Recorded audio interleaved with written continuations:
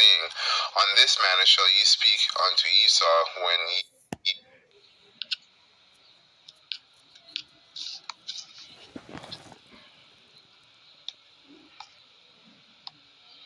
Shalom. First and foremost, I want to start off this lesson by giving all praises and honor and glory to Yahweh, Bahashem, Yahushai, Bahashem, Mokakadash.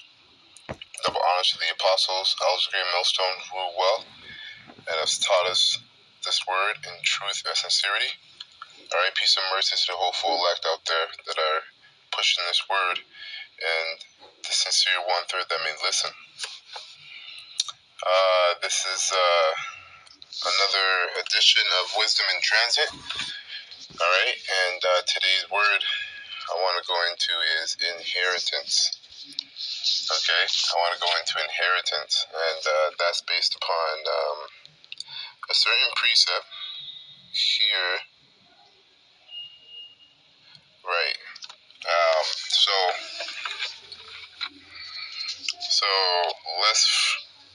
I'm going to read the precept first, and then I'm going to go into the word inheritance. So this is Psalms 33 and 12. Blessed is the nation whose power is the Lord Yahweh. Right? Blessed is the nation whose power is the Lord Yahweh, and the people whom he hath chosen for his own inheritance. Right? So the people that it's talking about is the nation of Israel. The Lord has chosen the nation of Israel, not the whole world, for his inheritance.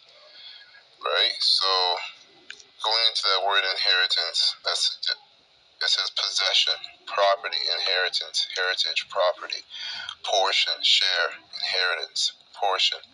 So the Most High possesses over, Israel is the Most High's possession, right? The scriptures talk about he that getteth a woman getteth a possession, and the Most High is always referring to Israel as a woman, right? He's referred Israel to as a woman. So I gotta get some water.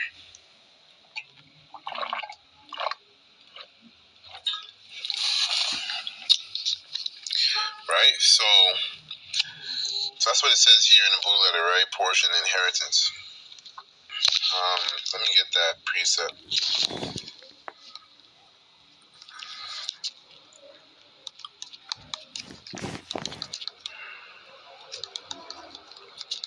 Just for the record.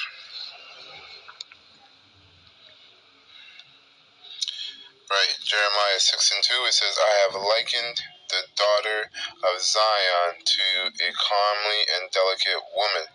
So usually in the scriptures when you see, if it says daughter, singular, it's talking about the whole nation of Israel.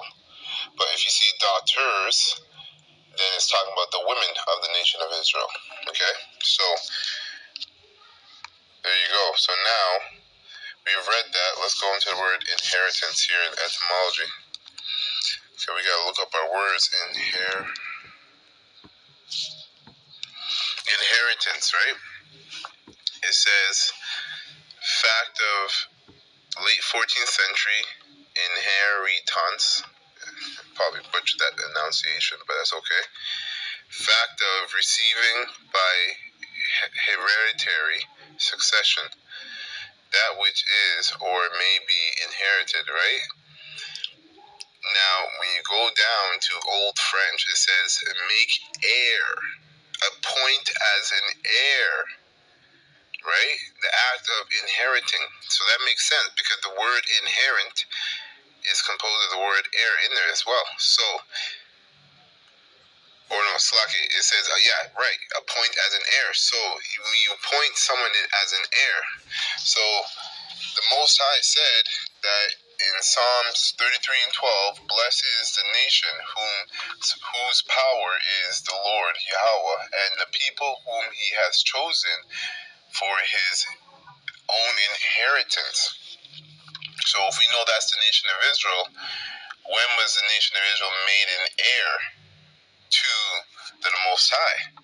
right? Because the Most High is the supreme king, right? And so that actually goes back to, I'm going to get the precept to back up that statement, or to back up that question, to answer that question, Salake.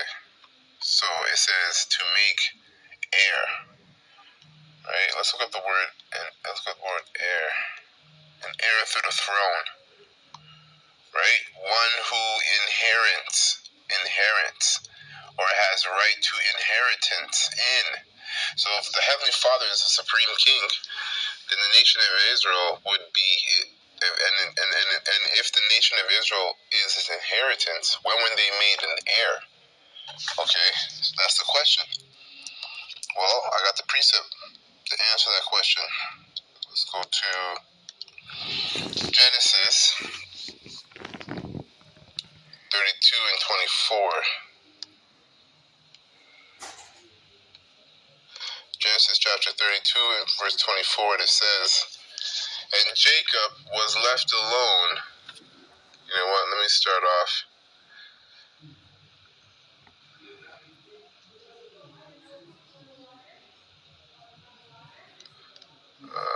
Okay.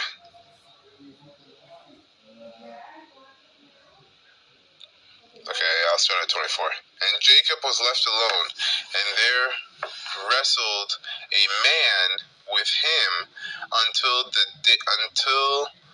break of the day.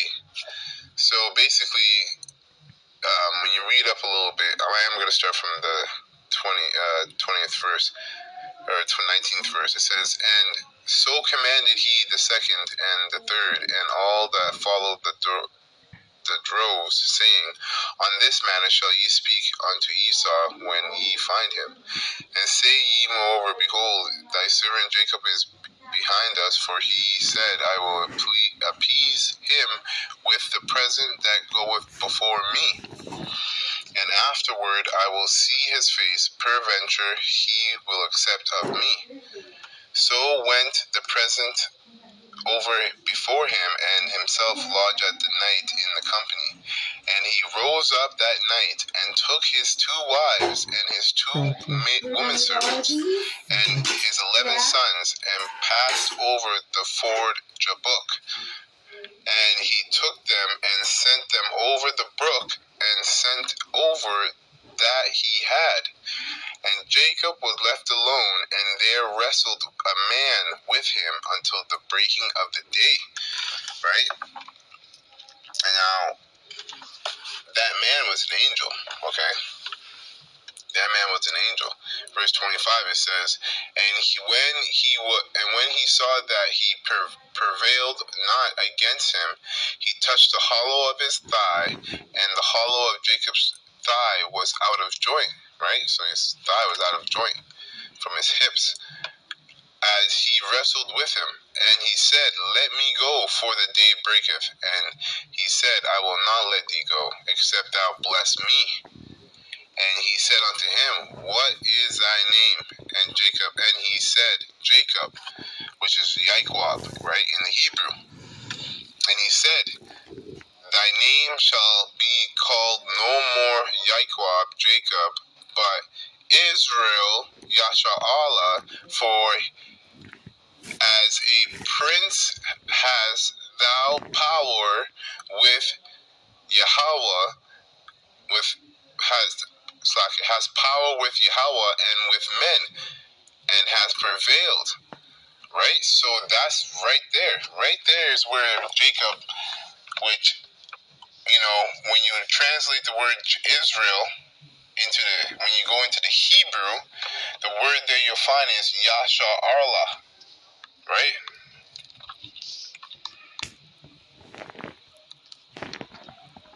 This is Yasharahla. Right?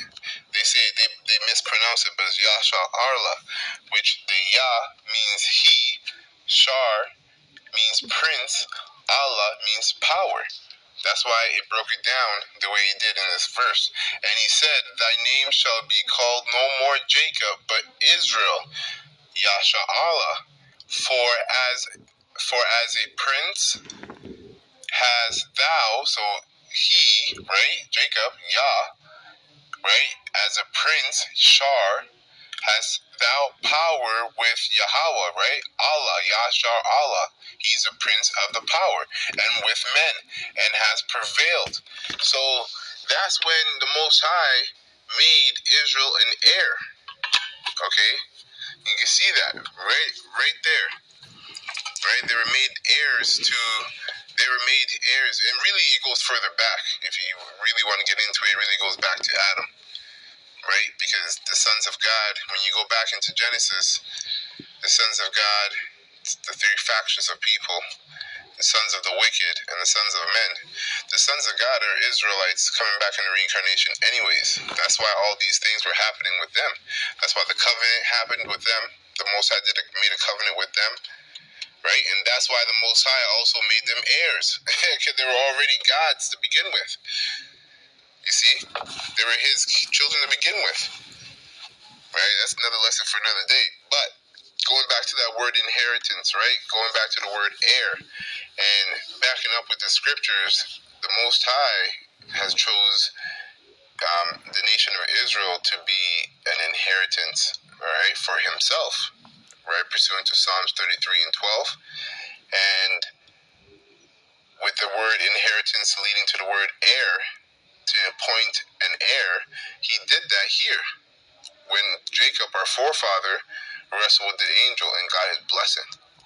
And then Jacob went from Jacob to Yasharahla, and then the 12 tribes of the nation of Israel came out of him, his 12 sons. You see how that works? All right, so yeah, that's it. I just want to make this straight. I wanted just to make this straightforward and edifying. So Lord willing, this was edifying. I'm going to close by giving all praises and honor and glory to Yahweh, Ba'ashem, Yahushai, Ba'ashem, Wakakadash. Double honor to the apostles, elders of Great Millstone, who rule well, and has taught us this word in truth and sincerity. Alright, and peace and mercy to the hopeful elected, also pushing this word, and the sincere one-third that may listen. Blah, blah, blah. Kwame Yasharahla, and Lord willing, to the next lesson. Shalom.